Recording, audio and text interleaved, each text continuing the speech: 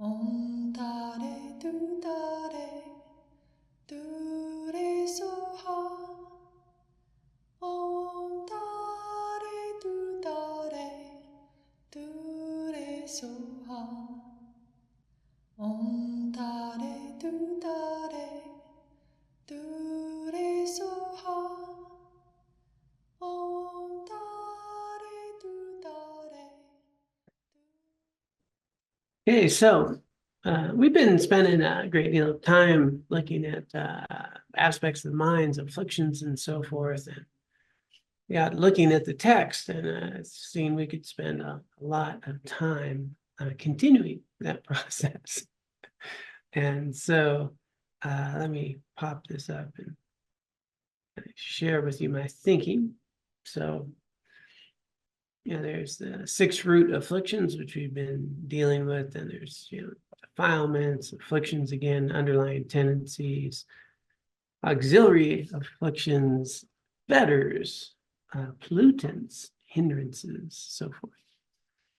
So rather than get into the weeds of all those, and there's quite a bit of redundancy, with our mission of just being really practical, like how does this affect our lives and what are very clear steps we can do to improve. What I'd like to do is go from the 6 root afflictions, which we've been talking about. It's about 54,000 afflictions. Yeah, and the 84,000, yeah. We'll just go down today to auxiliary afflictions. Then I'd like to cover the 5 hindrances. And then we'll talk maybe a little bit about afflictions there arising and antidotes. But today I think we'll be in auxiliary afflictions.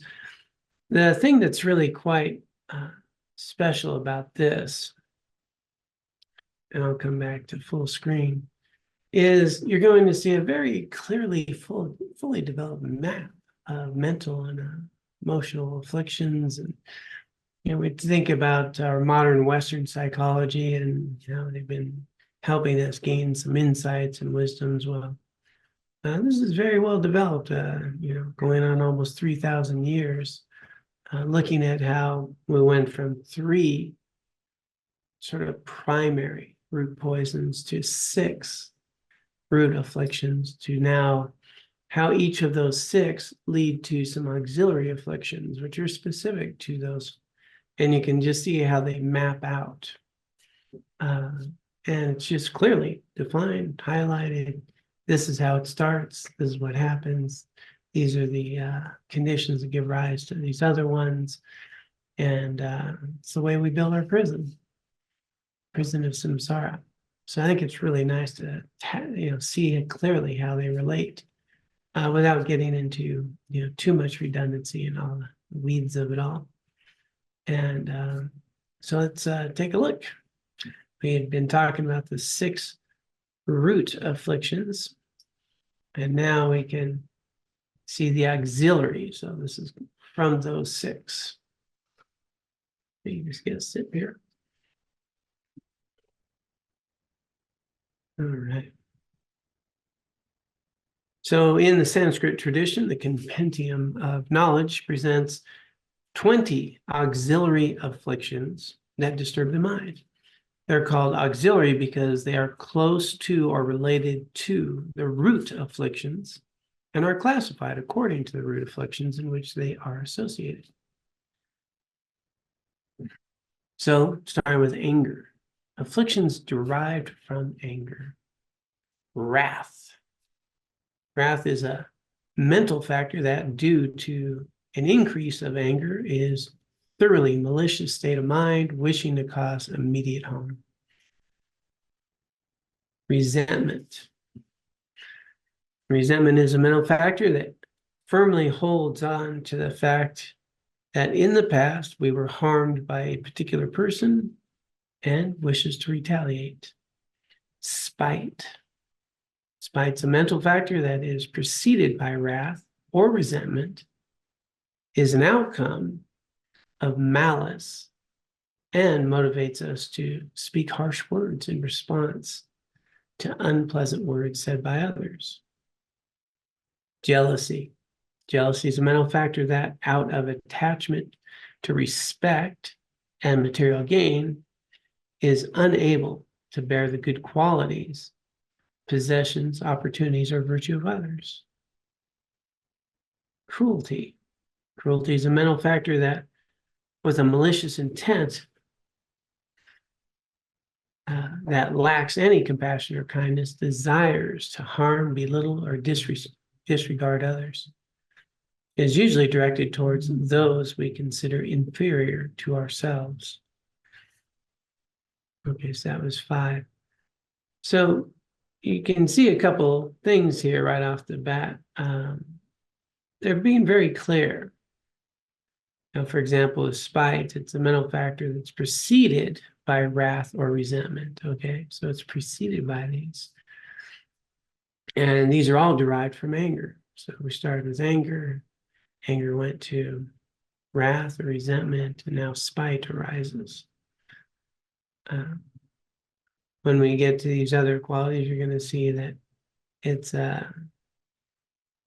really defining them and kind of sharing how they're linked. Let's do one more set. Afflictions derived from attachment. Miserliness is a mental factor that, out of attachment to respect and material gain, firmly holds on to our possessions with no wish to give them away. So we've already seen that attachment to respect and material gain showed up earlier with anger. So here we are, we continually are working with the same types of factors, but aligning just a bit differently. Haughtiness is a mental factor that, being attentive to the good fortune we possess, produces a false sense of confidence or security that leads to complacency. Restlessness is a mental factor that, through the force of attachment, does not allow the mind to rest solely on a virtuous object, but scatters it here and there to many other objects. So rather than go down through this whole list, wanted to highlight that when we start with our root, 3 root poisons, they all are always born out of self-grasping, right? And out of self-grasping, then I have the attachment or the aversion, and then we spread it out, and then we go to 6, and then they just keep building upon each other. The pieces that are important to really recognize here is that if you take out the underlying affliction, it's like a house of cards. The others fall down. So, they literally map out more and more and more. But we can get very caught up in working with certain thoughts, feelings, emotions, and just really reifying them. Like, I really need to work on this particular issue. I have this issue in my life, and not recognize that that's based on something else. And maybe it might be a little more skillful to work on something else underneath it, and then it fades. So sometimes we need to kind of work our way backwards. But if we also take some time to look at those marks of existence that we talked about earlier, we may notice that out of a sense of self and out of a sense of self-grasping, this is where my attachments arise, and then I'm seeking happiness in something that cannot give it.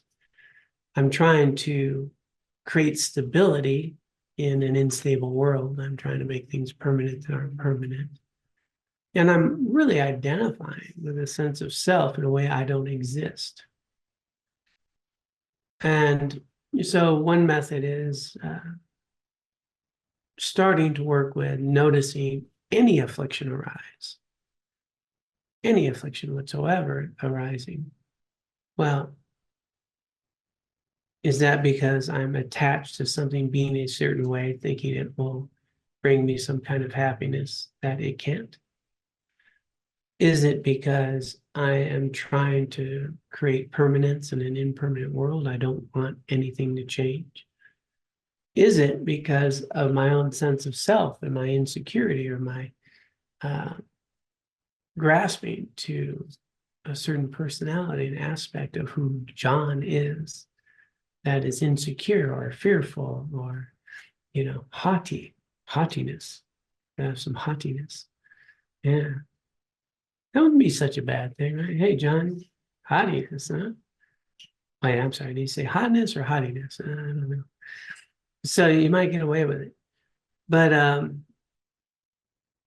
you sit there and you look at this and you go, okay, well, how much do we try to unpack a particular one, or can we start to recognize the very nature of samsara as impermanence and conditioning and aging, sickness, death, these transitions, these births, these struggles, and now maybe if I can come from a place of a little more stability in the sense of a refuge I can understand, which is that there is something that is aware of all these things.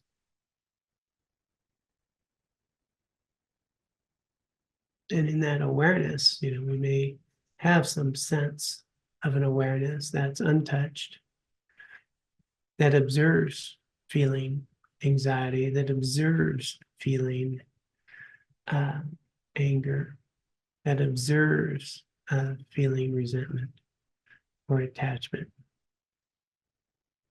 And some sense that maybe I should identify more with the awareness of those rather than the experience of those. Well, now we're working with a very different framework. And rather than having to go through, I have this emotion was triggered by this, and that caused that. Let me go back to my childhood. In my childhood, this or that happened. And, we kind of work up this situation and try to figure out why we're not feeling so well. Or we might recognize that I'm in samsara, not feeling well as part of samsara. And am I really chasing something in a belief system that doesn't work, that this would be the cause of my happiness or this would be the cause of my suffering? If I can start working there, I might be working closer to the three roots, which is my self-centeredness, my attachments, my aversions, and then the house of cards falls if I can work with that. Right, the other auxiliary afflictions can subside.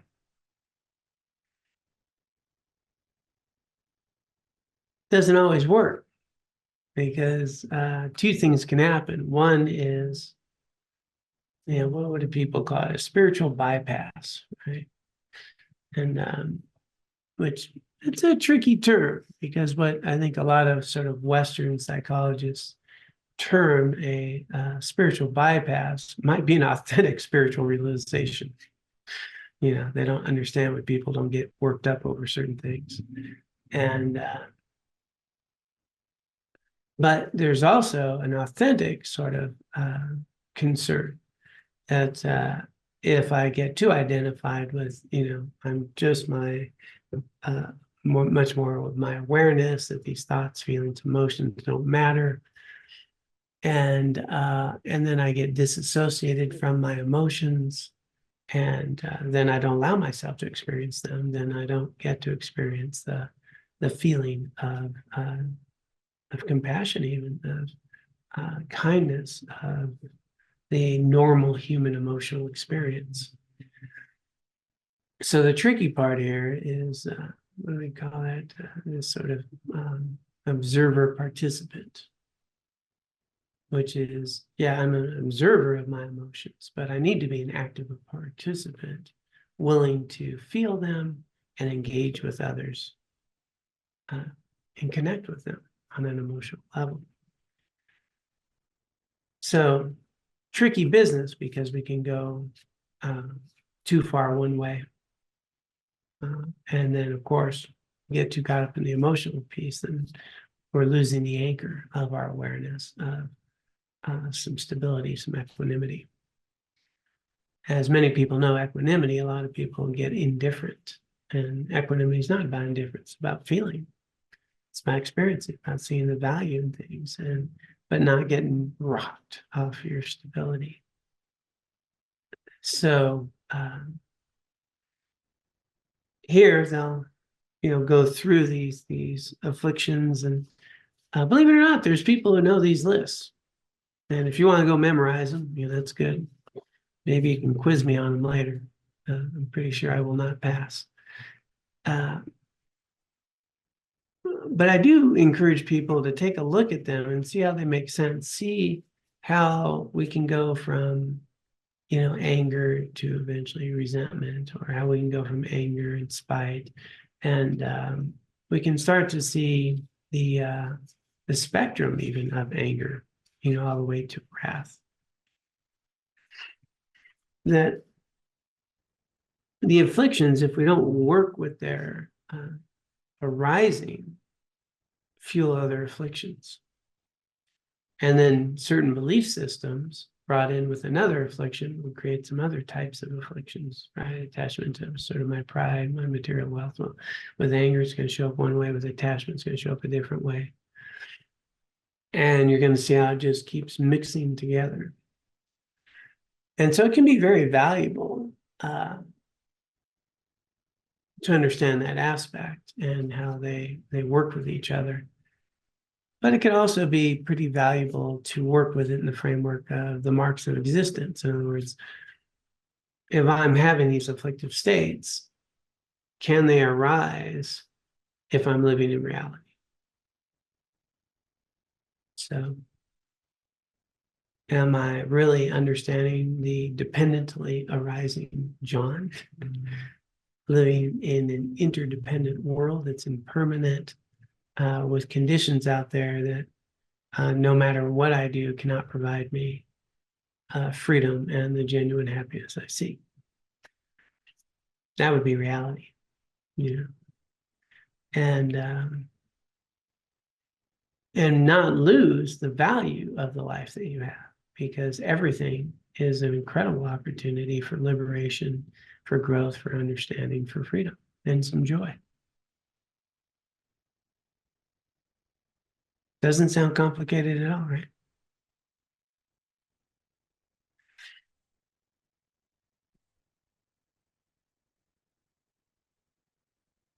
So it's kind of nice that, what I'd like people to do, if they do have the text, is to take a look at maybe some of the afflictions. You might have one sort of predominant, and kind of see how that shows up in relation to the sixth root.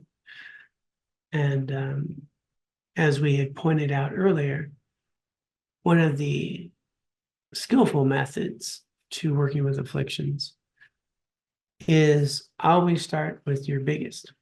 Okay? Generally, there's one primary affliction that we have. It shows up a lot. And we can kind of look at this map and go, okay, well, let's look at what causes that and what causes that. Okay, where do I get stuck? Where does this show up? And where does it get triggered? And when it gets triggered, is that, what's it getting in me? Is it my self-grasping? Is it impermanence? Is it seeking happiness from external experience, conditions, or others? And then, okay, maybe I can note that, and then, okay, which is it? And in that way, we can just work on that one and see how it's directly related to those misperceptions of self, impermanence, and conditioned existence.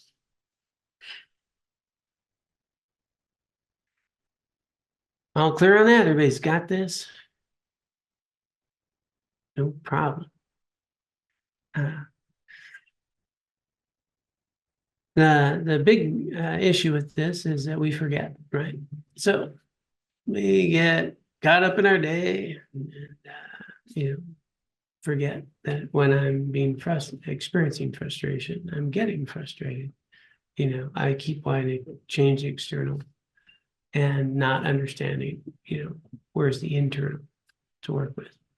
Which, by the way, doesn't mean that if you're getting frustrated, you should stay in a frustrating situation.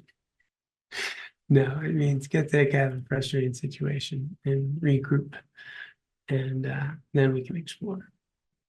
It's very hard to explore these when you are in a triggered state. Much better to kind of notice it and respond in the healthiest possible way in those moments. But then dig a little deeper and kind of notice, is there a pattern here? What does it keep coming back to? I'm going to pause there, see if anyone has any comments.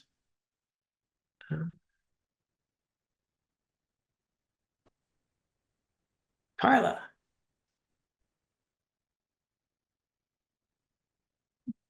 She's muted. Oh, you're muted, Carla. There we go. Okay. I was listening to a podcast from a couple of months ago, maybe, and somebody in our group asked, how these afflictions are pros. And I think very clearly tonight we've seen how that arises. But I was wondering at that point when I was listening to the podcast, why is that our default state? To have all these, why do we have to unlearn this stuff?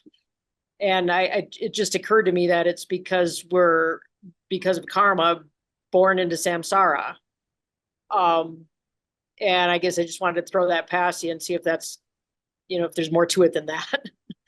No, I think you got it. So karma, this sort of repetitive, conditioning that we've been doing lifetime to lifetime.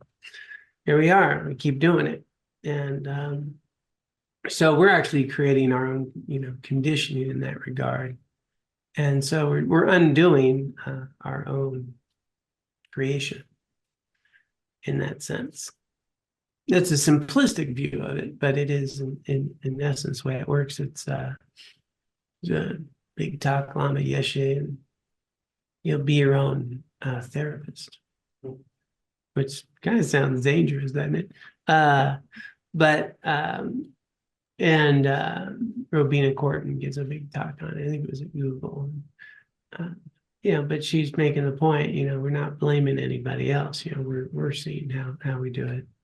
And so, which, by the way, I'll just share my little, I guess you call them pet peeves, right? Pet peeves. Yeah. They're not pets, really. I don't know. Maybe we take good care of them. They seem like that. But people always talk about their parents like, yeah, parents know where the buttons are because they put them in. No, they didn't put your buttons there. They did not install them. They certainly help condition them. Right. But we install them. And they just really help kind of nurture them, maybe. So, and that's the kind of ideas that we've been doing this for a while. And even, for those who maybe haven't got the idea of rebirth or multiple lives, you can see how this happens in a single lifetime from the day that you were born. The conditionings, the thought processes, the sense of self and what I like and what I don't like, what I get attached to, what I get aversion to, what brings me joy, what kind of baby food I like, what kind of baby food I don't like, what kind of toys bring me joy, what colors are interesting and which ones are not. And, you're going to start through your whole life building an experience of how your outer world, other people experience, bring a sensation, right? You have this sensation, it's joyful, it's not joyful, it's painful, it's pleasurable. And our whole framework is built from early on as an infant, crawling around to, whether my parents hugged me enough or didn't hug me enough, what's safe, what's not. All of that conditioning's coming right in. And so undoing that is going to be challenging. But Yeah. I guess the root question is maybe how do we fall from grace? If we have innate Buddha nature, like where did we go wrong? Yeah. We don't have that answer. But there's a way to find out. Right. Do you tell? Well, you wake up. Okay. Yeah, you wake up. So, as once we actually wake up in Buddha nature, yeah, it's omniscient mind, no past, present, future, everything. Now Buddha saw all his past lives, he saw all those things, he experienced all those things. So yeah. What's the saying? It can't be explained, but it can be known. Greta has her hand up. I do. Okay. I want to make sure. Carlos finished. Okay, Greta. Hey, thanks Hey. for the reading and talk. I just when you were talking about, the branching out, like anger, and then there's the elements, the different versions of anger, and like investigating it, like when you have an emotion come up, okay, say I have anger come up, and then I ask myself, okay, all right, I sit with it and I ask myself, okay, like, is there more to the anger? What does it look like? What does it feel like? Where is it coming from, etc.? And my question is, I'm like, when do you stop asking? Like I feel like sometimes I can go down this rabbit hole of being like, oh yeah, it's probably this, and then it's that, and maybe it's tied to that, and then it can turn into a totally counterproductive experience, Mhm. So I'm just wondering what your thoughts are on that. Yeah, I usually, and again, for me, this is my experience. Not necessarily good for everyone, but as soon as I notice anger, I already know the source. It's me. I don't have to figure anything out.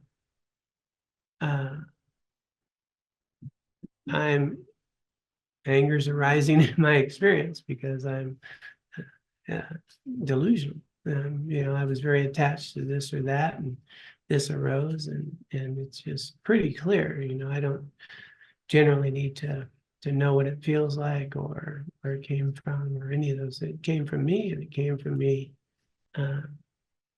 grasping in a way that I don't exist, and so but that has arisen over many years, right? Of noting what the same questions that we were just talking about, which are not that whole elaborative process that you were describing, is much more how does this relate to reality? Right? Is it self-grasping? Is it impermanence? Is it conditioned existence seeking happiness and things that can't give it? And where does that get stuck? Now you'll hear Jetsuma talk about sort of this idea of in anger as it arises is looking directly at the anger and asking the question,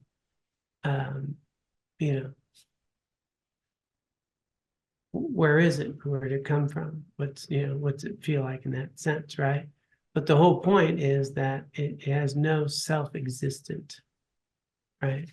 As you look at it, and you look at it straight on, and you realize, it is a state that's arising and fading, and it's not you.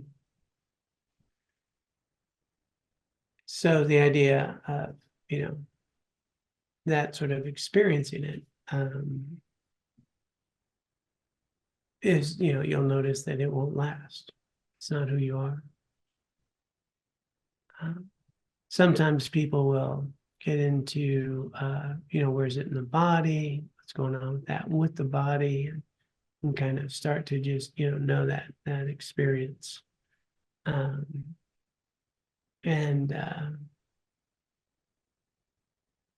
that can go a lot of different ways. Could be that, I have this, the story that we give it.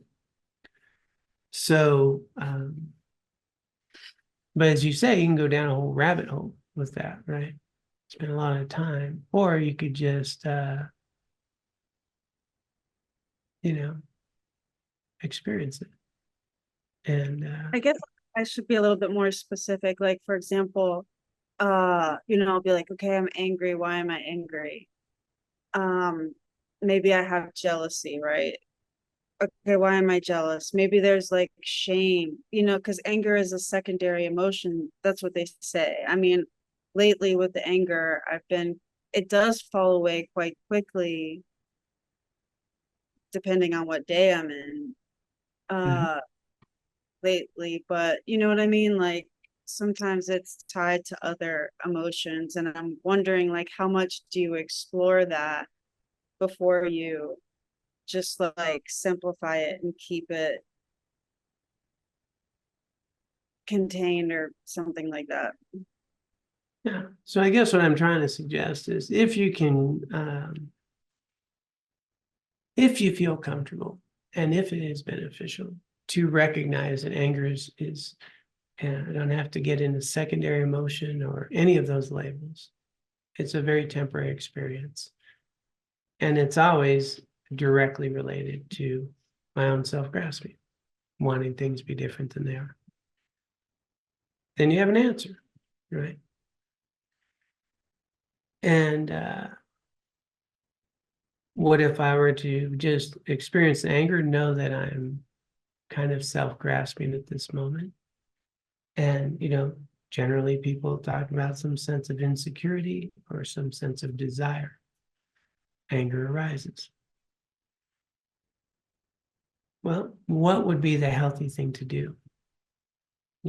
Which is not to stuff it, not ignore it, experience the anger, and then, ask yourself what would be, the healthy thing to do here. Is it, generally insecurity or desire, right?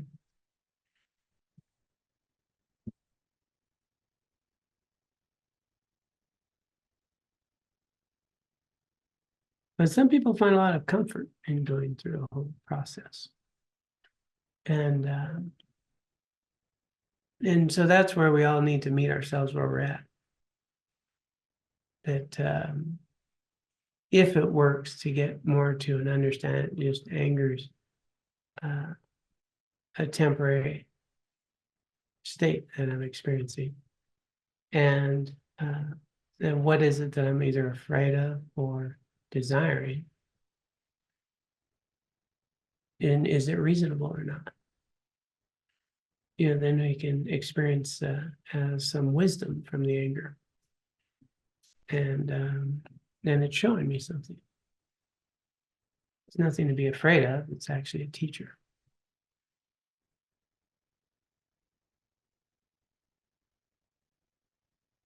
Going line with the anger, so like resentments, it's a big one these days for me. Going through AA and the 12 steps and just like kind of like curious how to be able to get away from them as much as I want to. It's just difficult. Certain actions by certain people in my past that like I know I've done harm myself, but then they've done harm themselves. So how to be able to come to terms with that? So for those of you online, the question's more, around resentment and how, working with that, which is again triggering, this process of anger. And so often very difficult for people to forgive people in the past. And so when we work with resentment, it's really about forgiveness. So resentment is I am angry at someone for a past thing, right?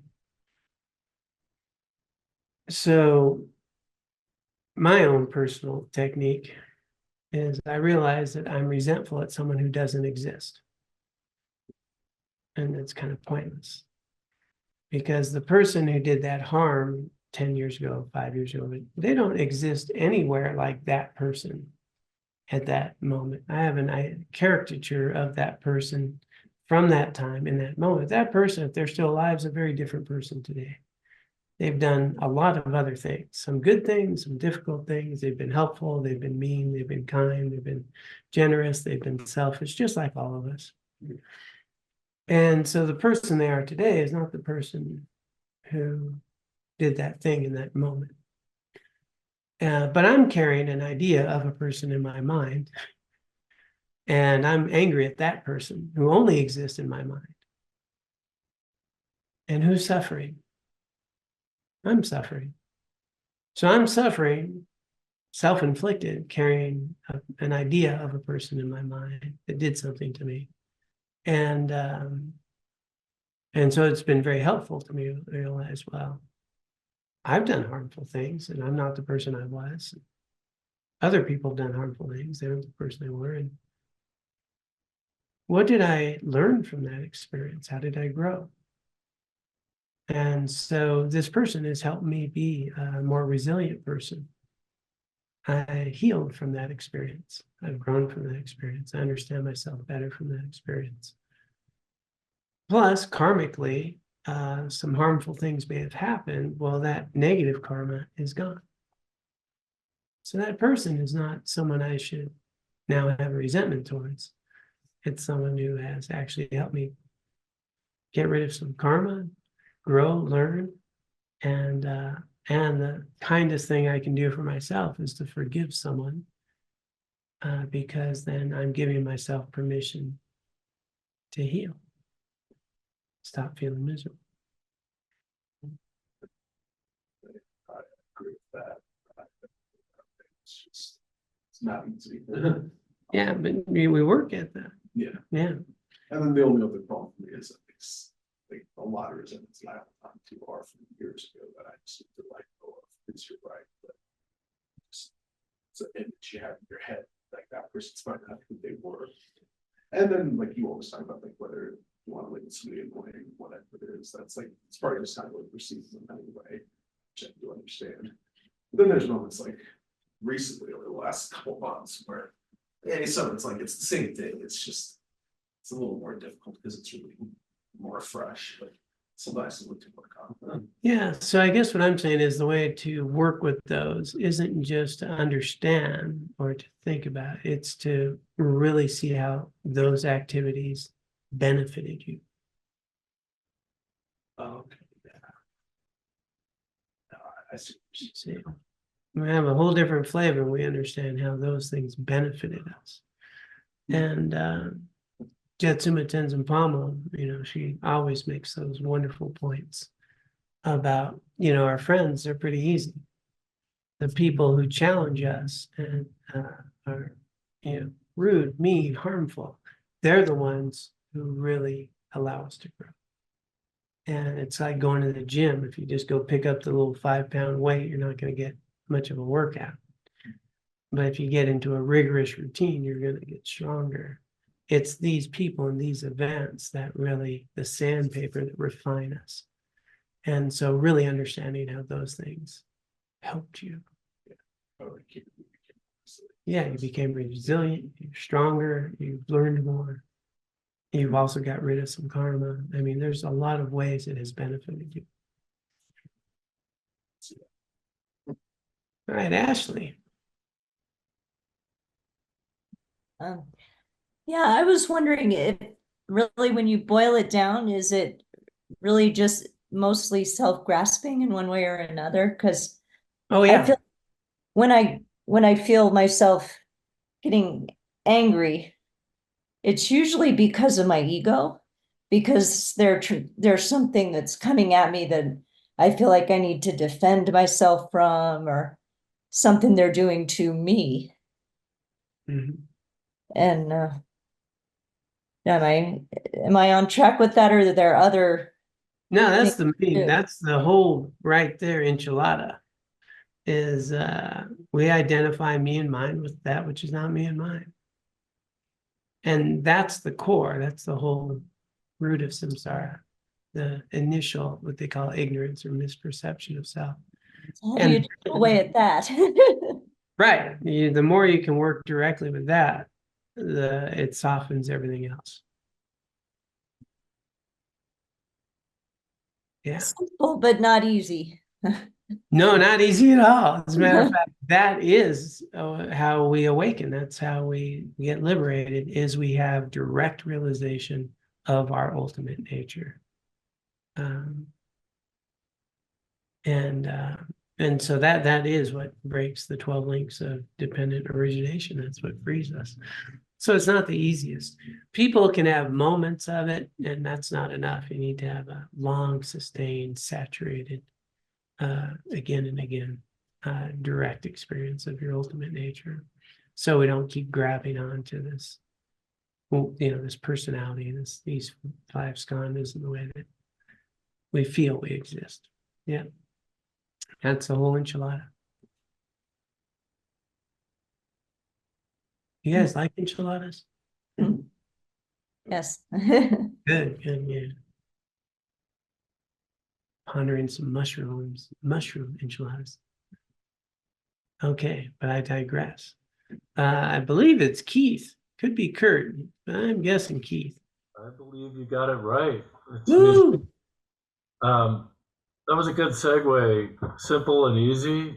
A lot of these more complicated concepts are hard for me to work with, especially when afflictions are coming and going and whatnot. So one of the things I turn to that takes me into more analyzing in this kind of way are the 4 levels of mindfulness. What am I thinking or doing? Why am I thinking it or doing it? Is it healthy and beneficial? And the last one, is it grounded in reality? And that's just something simple I apply when I remember to. And it gets me to these places that you're talking about here tonight. So I just thought I'd throw that out there. Yeah, thanks. Yeah, it's a great framework. And at a recovery center, they use our mindfulness recovery work, and that's a framework they teach all those clients, those 4 questions.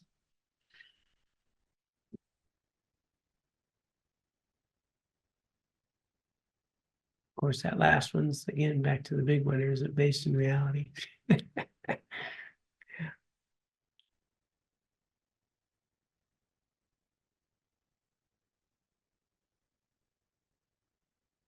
Yeah, reality is a tricky business. I was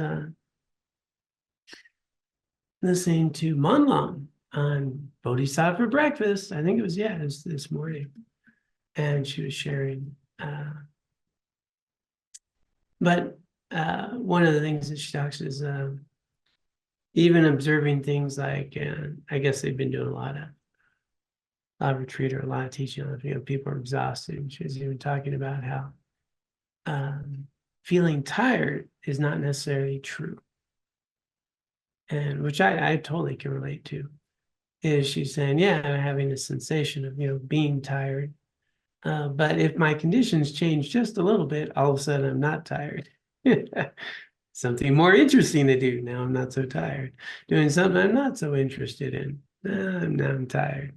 And, this kind of news comes. Ooh, not tired at all.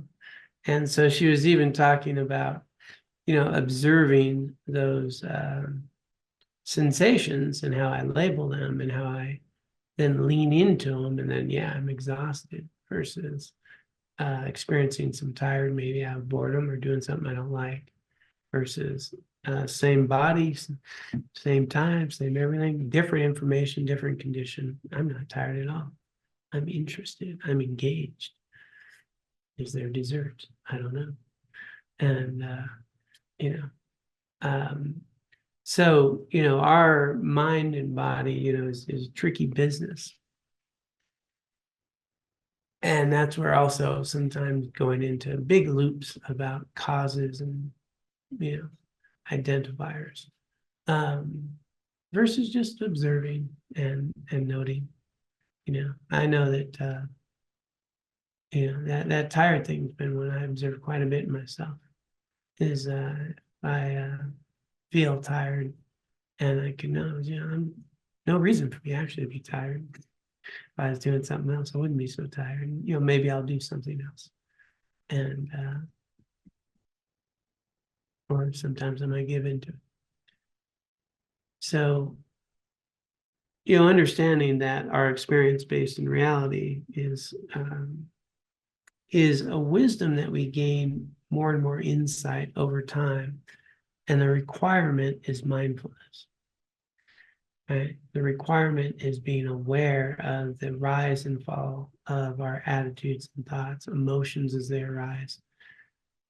And if I can't observe, I'm in the emotion. When I'm in the emotion, it's pretty hard to work, to work out of it, right? And that's where we need to find a way to respond as best we can in healthy ways when we're in an emotion. And as it subsides, then take a look at, is there a pattern here, right? And the shortcut is always, self-cherishing. In a way I don't exist. But, more practically, it might be, I really pin my hopes on this or that happening in the belief it's going to bring me something that it can't, right? I'm very attached to something being like this or that.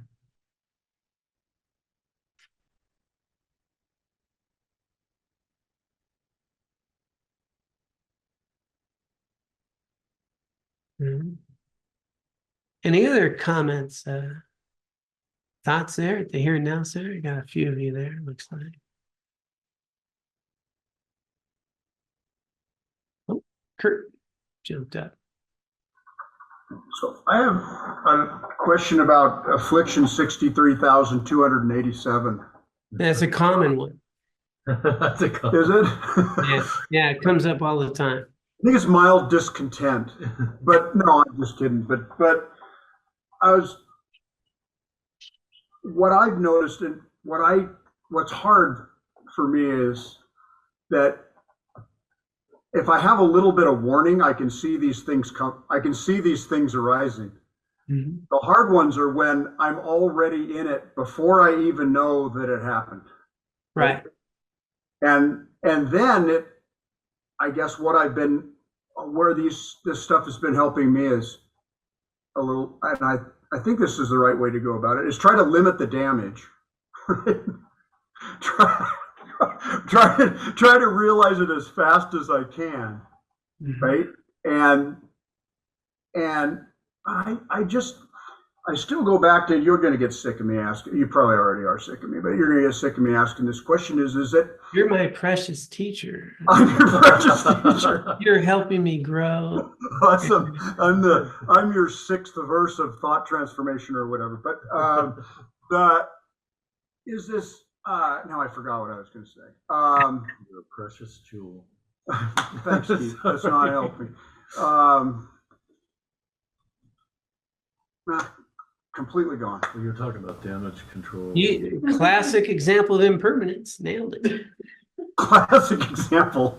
We're going to get sick of me asking this. Yeah. Now I remember. You're not supposed to help him, Keith. You're almost clear out. Yeah. Is it, as maybe this is just a stage, I guess this is probably just a stage that maybe other people go through too, but I just am starting to see how many of these afflictions there are, and they just seem to be like one after another one, and it's I still run out. I still come back to the, if those weren't there, Keith's laughing at me. If those weren't there, it's just like that. That's what defines my whole thing. And when I'm looking back, it's like I've never been anything but one big response to afflictions. And I think that's probably accurate, right? From reading what I've read. And it's like the trying to imagine what it would be like without those is, I don't know how to even begin to think about it. And I guess maybe that'll come. I'm hoping that comes. And, you know, but I just, it still just leaves me, I think it's a moot point, frankly, but I still have questions about what would it be like if you know, if those were gone, right? How do I define myself? My sense of identity comes from those things a lot, right? How right, that's the whole problem. Yeah. That is the whole problem. Okay, I think I Not answered. to bring up the enchilada again, but yeah. So yeah, and back to Carla's point is, so all this is beyond conceptual thought. So it's not about thinking about what we'd be if we didn't have all these things. It's once you find out. And so that's you know, that's the journey, right? Our problem is we keep identifying with all these things. Our sense of identity and all that is based on misperception. The awareness that is unborn, not just our normal awareness, but unborn awareness, primordial awareness, unborn, right? Unborn. You know, that is beyond a conceptual mind. Conceptual mind hinders that, obscures that, obstruction. So non-conceptual. And so, yeah, that's where, you know, thinking about it doesn't help much. It more hinders the process. But letting go of that which obscures, letting go of my grasping attachment to a particular identity, letting go of the stories, letting go of all the reification, undoing all that. And then it's already there, right? And so you get all these beautiful metaphors, you know, like the sky, right? The sky is already there. That's why we have clouds and thunder and all that. But no clouds, the sky is still there. It's untouched. It is pure. And that's our nature, our primordial awareness, untouched, unharmed. Where all the clouds and all the turbulence that are obscuring it. And, you know, the space is still the space. So it can be directly known. And the thing about that is, you know, it's not that it's super mystical to do any of that. It just very concretely, you know, get a good meditation practice going, cultivate some good ethics and values, clear up some karma, be consistent, and create some conditions to have a taste of that experience, just little snippets here or there. You know, and you know, then it's not some big, wondrous, mystical thing. It's something that is, you know, here's how we do it. Maintaining it now, that's a whole different journey, which takes, yeah, some effort.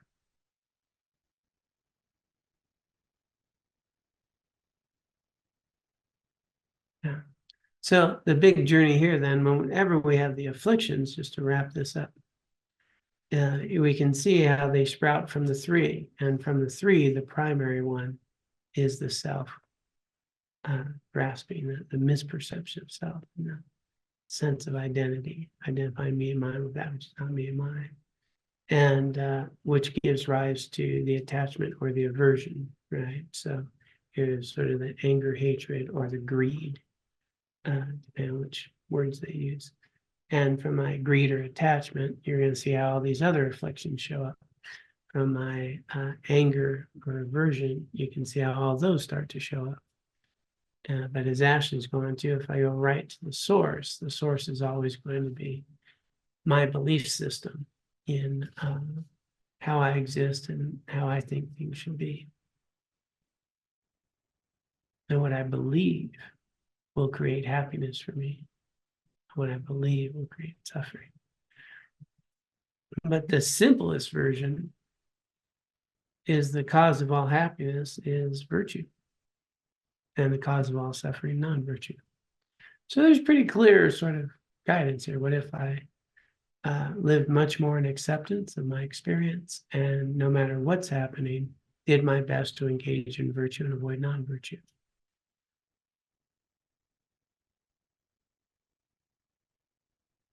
That's pretty simple. Why'd we do all that other talking? It got complicated.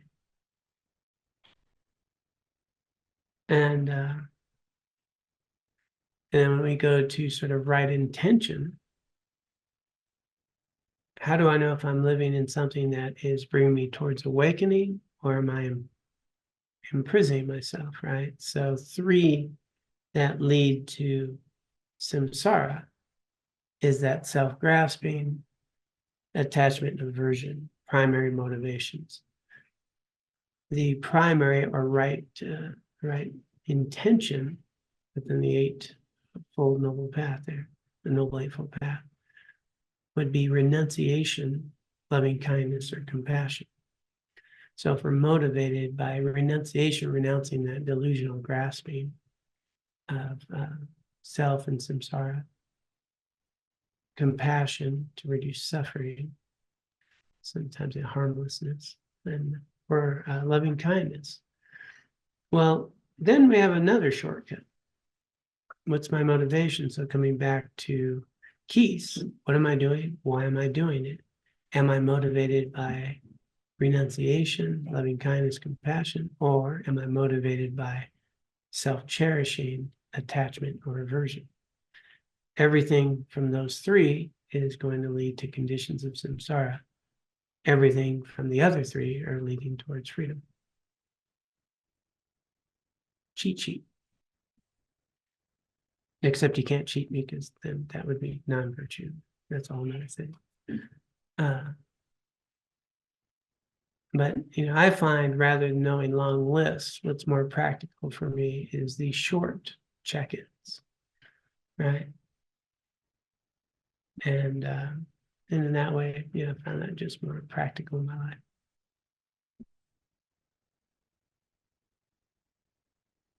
Okay, everybody's good, got this. We'll be free from all afflictions by next Wednesday. I don't know what we'll talk about then, but I don't know, maybe something else. Yeah, so we'll work on 5 hindrances. 5 hindrances are very relevant. 5 hindrances are a very practical understanding of ourselves. And technically, shamatha will alleviate all 5, I believe. I remember my teaching properly. Yeah, so that's a good thing to know. Okay, let's go ahead and dedicate the merit that we have cultivated here this Wednesday evening. Taking a moment to just be in this moment and recognize what an incredible value these moments are, that we get to access teachings of almost 3,000 years that have clearly identified the afflictions that prevent happiness, the path of liberation, freedom, awakening, and made available to us. Incredible gift, and let us dedicate any and all merit that we have accumulated from our time together for the benefit of others and for our own continued spiritual growth. Let us begin. By this merit may I soon attain the enlightened state of Guru Buddha, that I may be able to liberate all sentient beings from their sufferings. May the precious Bodhi mind not yet born arise and grow. May that born have no decline, but increase forevermore.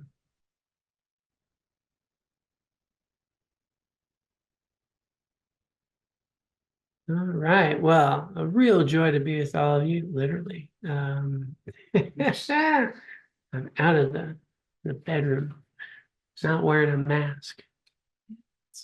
So, yeah, lots of love to you all. Please be well. Take good care of yourselves. Good care of those around you. Om Tare Tu Tare Tu Re Soha. Om Tare Tu Tare Tu Re Soha. Om Tare Tu Tare Tu Re Soha. Om Tare